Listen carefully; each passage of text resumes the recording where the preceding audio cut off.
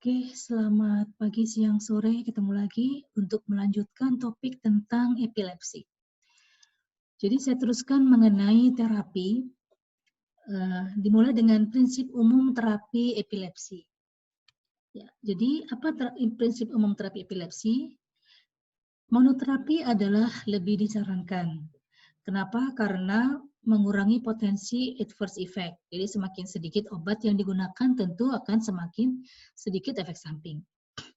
Dan juga akan meningkatkan kepatuhan pasien karena kan penggunaan obat ini kan dalam jangka waktu yang panjang, ya. Dan tidak terbukti bahwa politerapi lebih baik daripada monoterapi. Ya, namun ini tidak bisa dijadikan satu patokan umum ya, karena juga nanti apakah seseorang itu memerlukan monoterapi atau politerapi tergantung dari keparahan dari penyakitnya. Ya. Itu prinsip utamanya lebih kepada sebaiknya monoterapi ya, tetapi tidak berarti tidak boleh politerapi. Kemudian hindari atau minimalkan penggunaan antiepilepsi yang bersifat sedatif dalam jangka waktu yang lama ya. Jadi karena penggunaan sedatif dalam jangka panjang, misalnya dapat golongan benzodiazepin ya, misalnya atau mungkin fenobarbital begitu ya.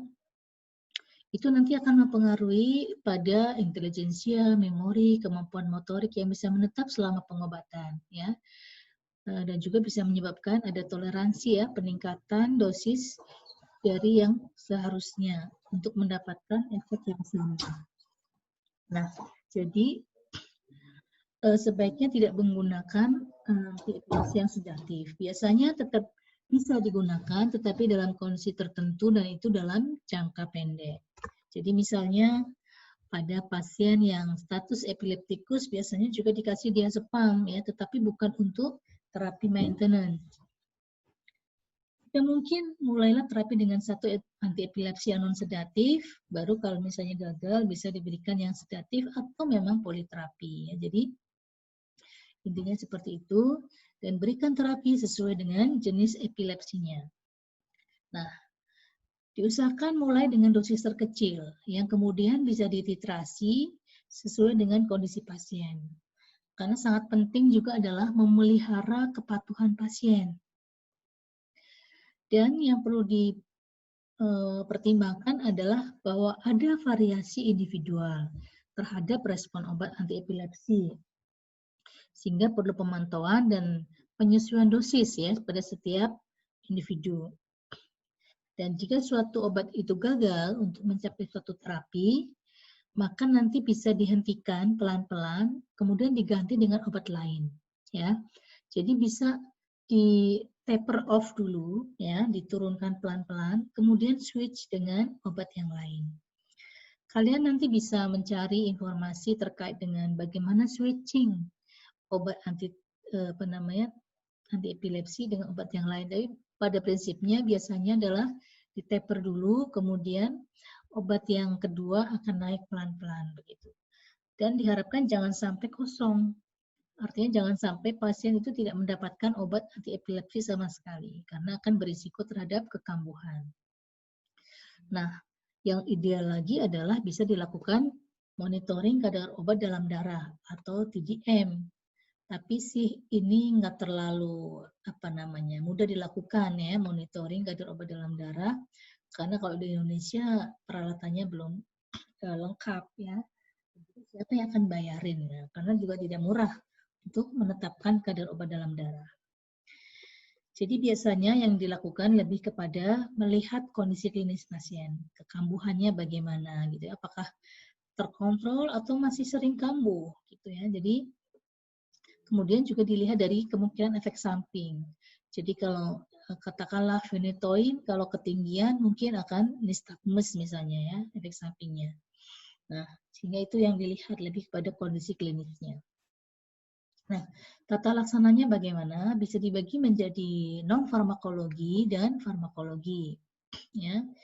Untuk non-farmakologi adalah amati faktor pemicu, di mana tadi ya setiap pasien itu memiliki mungkin karakteristik yang berbeda-beda terkait dengan faktor pemicunya dan mereka diminta untuk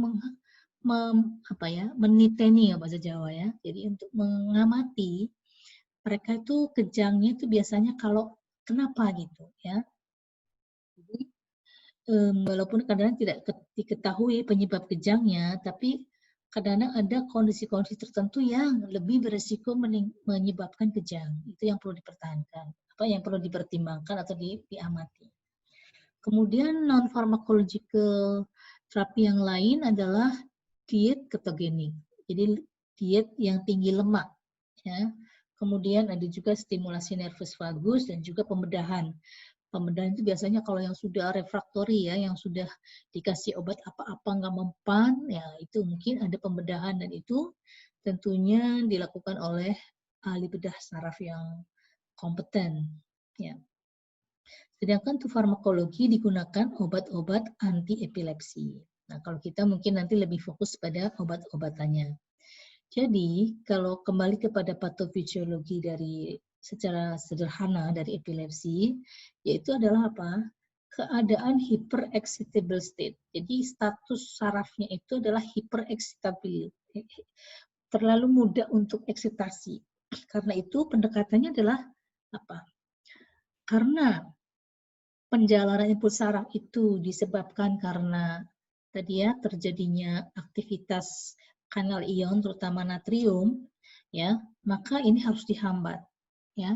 Beberapa obat ada yang bekerjanya di kanal natrium yang ada di sepanjang akson maupun di ujung saraf, yang itu nanti akan menyebabkan penghambatan dari eksitasi saraf.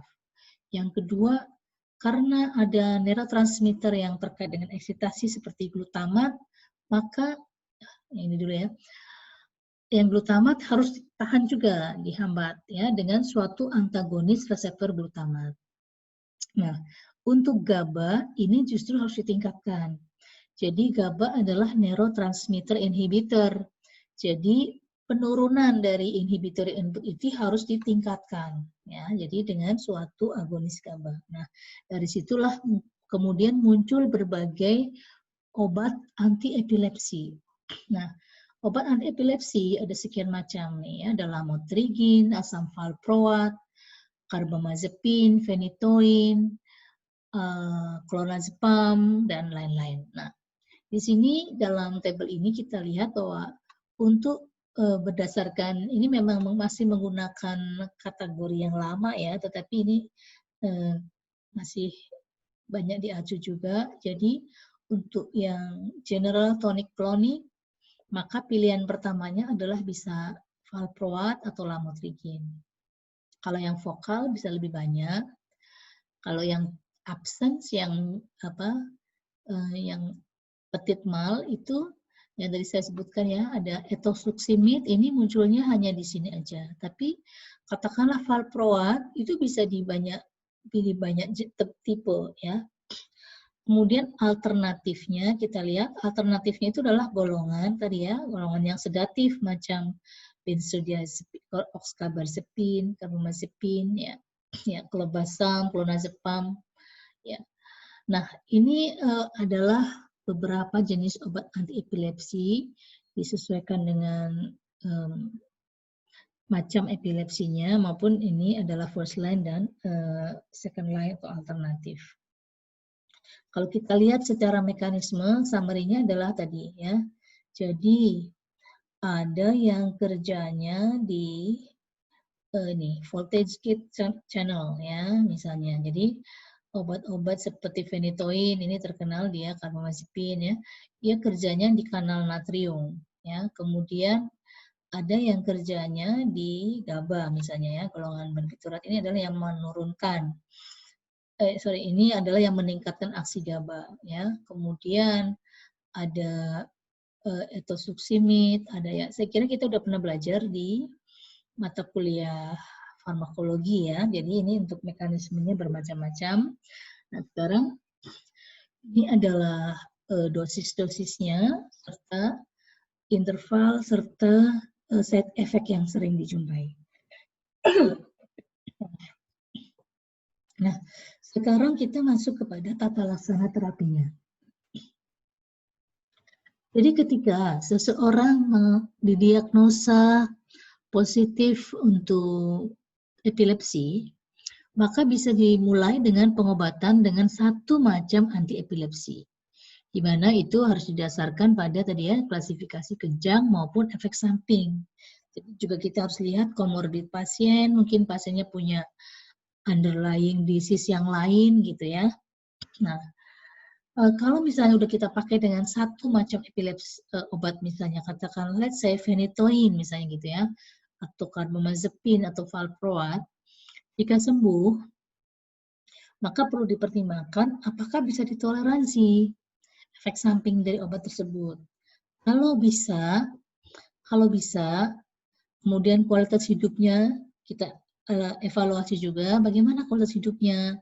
Kalau kualitas hidupnya juga baik, maka lanjutkan terapi. Artinya pasien bisa terus menggunakan obat tersebut ya. Pilihannya bisa macam-macam tadi ya. Katakanlah udah menggunakan phenytoin, udah lanjut gitu ya. Nah, sekarang kalau misalnya pasiennya udah cocok, udah efek sampingnya bisa ditoleransi, tapi kualitas hidupnya menjadi menurun misalnya atau tidak optimal, maka pertimbangkan ya. Pertimbangan itu berarti mungkin bisa saja diganti obat begitu. Ya. Kemudian kalau sembuh tadi kita lanjutkan dengan obat yang baru tadi. Ya, atasilah dengan tepat gitu ya. Mungkin bisa saja mungkin tidak harus ganti obat, tapi mungkin dosisnya diturunkan. Sama halnya ketika tadi terdapat efek samping gitu ya. Jadi misalnya pasien udah dapat nih phenytoin. Efek sampingnya ternyata tidak dapat ditoleransi, maka turunkan dosis. Nah, ketika dosis diturunkan, itu harus dipastikan sembuh nggak. Kalau misalnya dengan turunnya dosis ternyata dia kejangnya tidak terkontrol, ya udah berarti mungkin harus ganti obat. Misalnya ya, harus pertimbangkan obat lain. Nah, sekarang kita balik lagi ke atas. Misalnya udah dipilih nih salah satu jenis antiepilepsi, ternyata tidak sembuh ya, atau ternyata tidak terkontrol. Di sini sembuh itu maksudnya terkontrol ya, jadi bukan sembuh itu sama sekali sembuh itu karena itu adalah sedikit mission impossible ya, karena kebanyakan epilepsi itu adalah penyakit kronis, jadi membutuhkan waktu yang lama dan kesembuhannya tidak bisa langsung diharapkan. Jadi artinya kalau sembuh itu artinya terkontrol, oh tidak. Kemudian efek sampingnya gimana? Efek sampingnya tapi bisa ditoleransi walaupun dia nggak terkontrol. Oh kalau gitu mungkin dosisnya kurang, maka tingkatkan dosis. Nah setelah ditingkatkan dosis, cek lagi sembuh nggak, gitu kan? Kalau sembuh ke sana berarti ya jadi tingkatkan dosis. Tapi kalau misalnya efek sampingnya nggak bisa ditoleransi, maka dosis harus diturunkan. Ya, berarti kan obatnya ada efek samping. Bisa diganti dengan AED yang kedua. Jadi mungkin nanti akan kita switch. Karena kalau diturunkan dosis, jangan-jangan nanti nggak mempan ya. Makanya kita bisa tambahkan AED yang kedua. Kalau sembuh ya dengan menurunkan dosis AED pertama, kemudian tambah AED kedua, maka mungkin AED pertama tadi bisa mulai ditaper, diturunkan pelan-pelan, ganti dengan AED yang kedua sampai dosis optimalnya ya. Kalau sembuh alhamdulillah ya. Nah, misalnya nggak sembuh gitu ya, setelah diturunkan dosis tambahkan AED yang kedua nggak sembuh, kita lanjutkan ya. Maka nah ini yang kanan dulu ya. Jadi kita lihat efek sampingnya. Oh, ternyata efek sampingnya tidak dapat ditoleransi. Ya udah AED yang kedua pun nanti kita hentikan ya. Lalu tambahkan AED yang lain. Jadi mungkin harus switch lagi terapi yang lain. Kalau sembuh, alhamdulillah dilanjutkan terapi. Kalau tidak, perlu rekonfirmasi diagnosis. Ya artinya udah diobatin ini nggak sembuh, obatin itu nggak sembuh. Ya artinya mungkin ada pertimbangan lain ya, barangkali epilepsinya memang udah yang berat atau bagaimana ya. Nah, kalau efek sampingnya tadi dapat ditoleransi, maka bisa tingkatkan dosis AED yang kedua. Tadi ya diteruskan cek interaksi maupun kepatuhan. Ini kalau yang jalur kanan, tapi jalur yang kiri tadi kan sembuh nih, maka lanjutkan terapi. Terus kalau tidak kambuh selama lebih dari 2 tahun, maka obat bisa mulai diturunkan pelan-pelan ya. Syukur nanti kalau banyak berdoa, banyak sodako ya, banyak istighfar, bisa hentikan pengobatan, bisa lepas obat ya. Tapi kalau tidak ya mungkin harus asesmen dari awal. Jadi secara umum seperti itu, dan terapinya sangat dinamis juga ya. Jadi ini kan algoritma ini kan secara teori kan, tapi kadang-kadang di lapangan juga lama waktunya itu tergantung dokternya juga ya. Kadang-kadang dia, oh ini kok masih nggak terkontrol ya. Tapi memang nggak mungkin kita ganti dalam waktu 1 minggu atau 2 minggu kan. Tapi tetap harus dilihat dalam durasi waktu tertentu, katakanlah 1 bulan sampai 3 bulan, apakah dengan pengobatan A ini berhasil atau tidak, terkontrol atau tidak. Gitu. Baru kemudian tadi ya dilihat efek efek samping maupun yang lain. Ya. Nah, kenapa ada orang-orang yang bisa sembuh atau tidak? Tentu ada banyak faktor yang bisa mempengaruhi respon terhadap pengobatan. Pertama adalah konsistensi dari penggunaan. Jadi kalau pasiennya patuh, konsisten menggunakan ya, maka pasti akan kesembuhannya akan kemungkinan lebih besar. Kemudian jangan-jangan memang dosisnya yang nggak efektif atau nggak cukup gitu ya. Jadi dosis, kemudian efek obat sendiri. Efek obat itu bisa, ada yang menarik sebetulnya tentang epilepsi ini. Ada golongan obat-obat yang dia itu kalau di switch antar brand, jadi misalnya sama-sama nih phenytoin dari pabrik A diganti ke pabrik B, itu ternyata bisa beda hasilnya, gitu ya. Jadi karena ada beberapa laporan, ini saya dapatkan sendiri juga dari sejawat yang ada di rumah sakit, melaporkan waktu era sebelum BPJS, mereka menggunakan phenytoin dari pabrik A, misalnya ya. Tapi kemudian setelah BPJS, itu kan pilih lagi nih.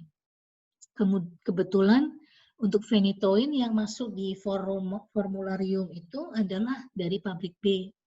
Setelah pasien mendapatkan dari pabrik B, ternyata banyak kekambuhan yang terjadi. Jadi itu bisa saja seperti itu. Dan memang phenytoin termasuk obat dengan indeks terapi sempit yang itu kalau sudah terkontrol dengan satu brand itu sebaiknya jangan diganti-ganti. Itu ada panduannya sendiri. Nanti kalau misalnya ada yang pengen lihat bisa saya tunjukkan. Kemudian faktor disease ya, artinya penyakitnya itu sendiri seberapa parah begitu. Ya. Nah, dari respon-respon terhadap terapi, maka 50% people atau subjek mungkin bisa mengalami pengurangan jumlah kejang. 20% yang agak malang ini tidak berubah ya, seizure do not respond ya. Yang ini adalah yang paling beruntung, ini yang benar-benar berkurang, markedly reduce ya. Nah, medication atau obat untuk epilepsi perlu dipertimbangkan juga terkait dengan efek samping. Jadi sebagian obat-obat anti epilepsi ini memiliki efek samping spesifik yang itu harus diperhatikan ya. Jadi dalam memberikan informasi ataupun memantau terapi perlu juga dilihat beberapa kemungkinan terjadinya efek samping dari obat ini bisa dilihat. Nah, bagaimana dengan pasien hamil dan menyusui? Wanita hamil dengan menyusui itu sangat malang ya. Maksudnya ya memang harus banyak pertimbangan. Kenapa? Sebagian besar obat anti epilepsi itu bersifat teratogenik, terutama untuk yang first generation. Jadi obat-obat lama ya, AED yang lama itu adalah cenderung memiliki efek teratogenik ya, valproat, phenytoin, carbamazepine ya. Mungkin dulu pernah diajarkan juga ya waktu di farmakologi, di mana obat-obat ini bisa menyebabkan beberapa gangguan seperti spina bifida. Spina bifida itu jadi spinal cord-nya itu nongol gitu loh ya, seperti ini pada bayi. Jadi ini adalah malformasi kongenital. Ada yang sampai terjadi anencefali. tidak terbentuknya otak kayak gini ya, tengkorak kepalanya juga nggak ada. Ini juga serem juga. Ya, jadi ada beberapa gejala-gejala yang terkait dengan saraf ya. Jadi biasanya kenapa? Karena obat-obat lama ini dia menghambat apa ya perkembangan tabung saraf itulah, sehingga tidak berkembang secara normal, sehingga perlu diperhatikan terutama untuk mereka wanita yang udah usia menikah atau usia produktif ya. Makanya kalau pasien wanita kalau masih kecil oke lah pakai Valproa, Phenytoin, Carbamazepine. Tapi ketika dia sudah menjelang menikah itu perlu diperhatikan. Mungkin ada baiknya sudah mulai switch ke obat-obat anti epilepsi yang lebih aman. Dan jangan diganti ketika sudah hamil gitu. Jangan mulai mengubah setelah hamil karena bisa ada risiko kekambuhan pada saat hamil. Karena untuk adjust respon dari satu obat anti epilepsi kan juga butuh waktu. Ya, jadi memang sebaiknya wanita dengan epilepsi yang memutuskan untuk menikah dan kemudian akan hamil itu sudah dari awal sudah mempersiapkan. Jangan gunakan obat-obat dengan teratogenik yang tinggi. Ya, dan kalau digunakan secara politerapi juga pastinya akan lebih berisiko. Nah, ini adalah sekilas saja daftar obat-obat anti epilepsi beserta risiko fatal malformation. Kalau kita lihat, maka kira-kira lamotrigin ini ya yang mungkin efeknya agak paling kecil, risiko insidensi terhadap major malformation. Sedangkan yang cukup besar ini adalah valproate. Ya, valproate alone aja sudah meningkatkan cukup tinggi ya, 8,6 sampai 16% ya. Untuk general population-nya adalah hanya 1,6 sampai 2,2 atau untreated ya. Jadi ini kalau kondisi umum kan juga tetap ada kan orang-orang yang lahir atau bayi yang lahir cacat. Tetapi ketika diberikan obat anti epilepsi ini ternyata meningkat ya. Carbamazepine juga bisa sampai 5,2 ya. Phenytoin bisa sampai 10,5. Phenobarbital juga sampai 6,5 begitu. Ya. Ya, jadi ini adalah contoh ada obat-obat yang lebih aman. Jadi semakin kenapa tadi? Pertanyaannya kenapa tadi kok jadi banyak banget ya obat anti epilepsi yang dikembangkan? Ya, jadi tentunya para ahli ingin mencari obat yang makin aman, makin efektif, dan juga dengan pengetahuan yang lebih lengkap, yang makin berkembang tentang penyakit epilepsi, maka target-target obat itu jadi tambah banyak. Yang semula misalnya hanya di kanal natrium aja, Phenytoin kan obat lama tuh ya, kerjanya di kanal natrium aja. Tapi nanti kemudian sekarang berkembang nih, ada di bagian-bagian lain ya, dari banyak tempat dari sistem saraf itu. Ya, jadinya ada banyak second generation maupun third generation dari anti epilepsi. Nah, untuk para wanita yang hamil dengan wanita epilepsi yang hamil, maka sarannya adalah gunakan monoterapi yang dengan dosis yang serendah mungkin. Kenapa? Karena juga kalau dia terjadi epilepsi pada saat dia hamil juga itu akan berbahaya. Misalnya epilepsinya tidak terkontrol, ya. Kemudian sarannya adalah asam folat, at least 1 mg per hari, ya. Jadi asam folat diperlukan. Kemudian untuk mulai minggu ke-36 untuk menghindari perdarahan, vitamin K 10 mg sehari. Itu pada minggu ke-36 mulai disarankan untuk diberikan. Ya.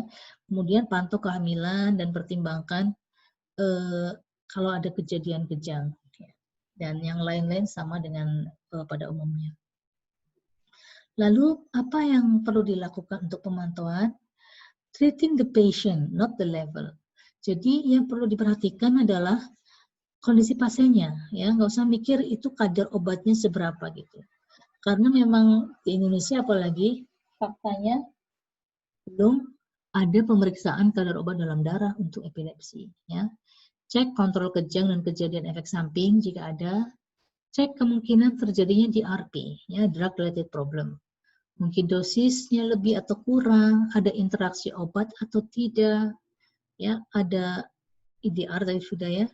Bagaimana kepatuhan pasiennya ya. Ya, ini adalah pemantauan terapi epilepsi. Kemudian konselingnya kepada pasien adalah perlu dipahamkan bahwa sifat penyakit epilepsi itu adalah kronis, kambuhan. Tapi jangan ditakut-takutin ya. Wah, nggak bisa sembuh ini gitu ya, jangan gitu. Tapi sampaikan aja misalnya ditanya, ini bisa sembuh nggak Mbak, Mas gitu ya. Wah, maaf Bapak Ibu, ini penyakit ini secara alaminya adalah penyakit kronis, jadi memang jangka panjang dan ini memerlukan terapi yang lama sehingga memerlukan kepatuhan di dalam menggunakan. Tetapi jangan khawatir kalau penyakit ini bisa dikontrol ya, artinya kekambuhan itu bisa dikurangi semaksimal mungkin ya dengan obat-obatan gitu. Dan bahkan ada juga yang bisa sembuh gitu ya. Nah, jadi tekankan perlunya kepatuhan.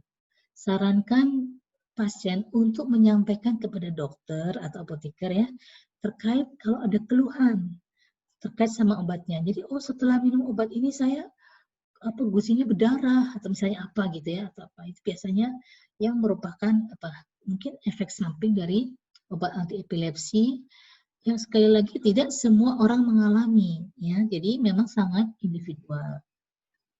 Kemudian untuk pasien wanita disarankan untuk berterus terang pada dokternya ya kalau misalnya dia hamil atau berencana hamil agar dokter bisa memilihkan terapi yang paling sesuai ya. Nah, jadi diskusikan dengan dokter misalnya tentang pilihan obat AED-nya. Kemudian terkait dengan penggantian atau adjustment dosis jika memang ada interaksi dengan obat lain. Karena memang beberapa obat anti epilepsi itu berinteraksi secara signifikan dengan obat lain ya. Nanti untuk interaksi bisa kalian baca-baca sendiri pada banyak katalog obat ya, buku-buku drug information. Kemudian switching tadi yang saya bilang. Jadi ternyata ada fakta di lapangan bahwa tidak mudah juga untuk switch obat anti epilepsi. Nanti mungkin kalau ada yang mau menanyakan bisa kita diskusikan lebih lanjut pada saat kita diskusi online ya. Ya. Apoteker perlu memastikan ketersediaan obat yang bioekivalen dalam hal efikasi dan safety-nya. Oke ya. Saya kira demikian, apoteker dapat berperan dalam menjaga kontrol epilepsi pasien dengan memberikan informasi dan edukasi mengenai penyakit dan obat, dapat memantau dan mencegah dan menata laksana drug-related problem, dan bisa mendiskusikan dengan klinisi mengenai pilihan terapi untuk pasien dan pengaturan dosisnya. Baik, demikian untuk mata kuliah farmakoterapi 3 topik epilepsi. Dan silakan nanti kalau ada pertanyaan-pertanyaan atau ada yang ingin kurang jelas dari paparan ini bisa ditanyakan pada saat kita diskusi online. Demikian, terima kasih atas perhatiannya. Saya tutup. Assalamualaikum warahmatullahi wabarakatuh.